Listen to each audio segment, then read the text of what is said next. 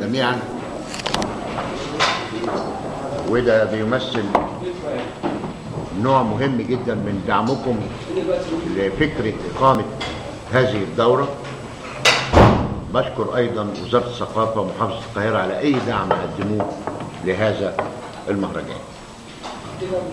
الدورة دي بتقام في ظروف شديدة الصعوبة.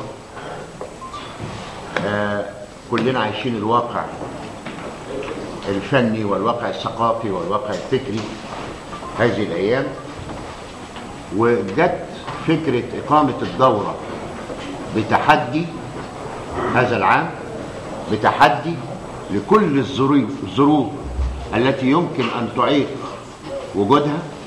ده إحساس بقيمة الدور الثقافي والدور السينمائي لكل طبقات الشعب، بل بالعكس بيمتد نشاط المهرجان علشان يوسع أهميته، وبالتالي بيحصل نوع من التواصل بينه وبين شعوب العالم بأفلام كتير جدا وصلت من دول عديدة جدا. بخص بالذكر فلسطين بالذات، وهذه الدورة مهداة إلى غزة والشعب الفلسطيني،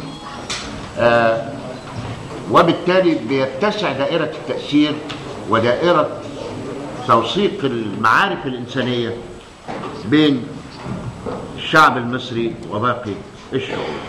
رغم كل الظروف فالفن المصري قادر أن يقول كلمته ويتحدى ظروفه ويؤثر بتأثيراته العديدة جدا في مختلف طوائف الشعب.